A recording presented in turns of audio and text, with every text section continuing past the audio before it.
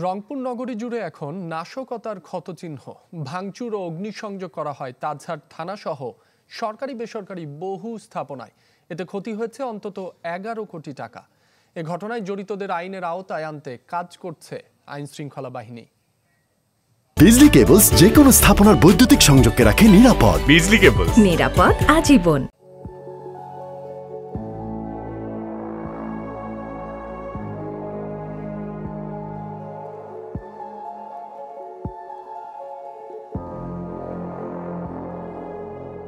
গেল কয়েকদিনের সহিংসতায় রংপুরের চিত্র যেন যুদ্ধ বিধ্বস্ত এক নগরী। দুর্বৃত্তের হামলায় সবচেয়ে বেশি ক্ষতিগ্রস্ত তাজহাট থানা। ভাঙচুর আগুনের পর ছড়িয়ে ছিটিয়ে আছে তারই ধ্বংসলীলা। পুলিশের দাবি, আইনশৃঙ্খলা বাহিনীকে পুড়িয়ে মারতেই চালানো হয় এমন তাণ্ডব। নগরীর বিভিন্ন সড়কেও চোখে পড়বে নাশকতার ক্ষতচিহ্ন।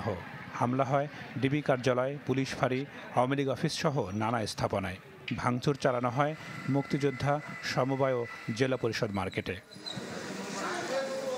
পুলিশ বলছে নাশকতার ঘটনায় মামলা হয়েছে একাধিক। চেষ্টা চলছে আসামিদের দ্রুত আইনের আওতায় আনার। কিছু এভিডেন্স আমরা পেয়েছি এবং জনসাধারণ আমাদেরকে হেল্প করছেন। গণমাধ্যমের কাছ থেকে আমরা ভালো সাড়া পাচ্ছি। তো আমরা মনে করি যে তাদেরকে আমরা প্রায় 5 শতাধিক চিহ্নিত দুষ্কৃতিকারীকে ইতিমধ্যে শনাক্ত করতে পেরেছি এবং গত 3 দিনে আমরা 75 জনকে অ্যারেস্ট করেছি। যারা এই ধরনের নাশকতায় নেতৃত্ব দিয়েছে তাদেরকে কিন্তু আইডেন্টিফাই করা, চিহ্নিত করা খুব সহজ হয়েছে। আমাদের কাছে স্থির চিত্র, ভিডিও চিত্র আছে এবং তাদেরকে শনাক্ত করেই তাদেরকে গ্রেফতার কার্যক্রম চলমান আছে।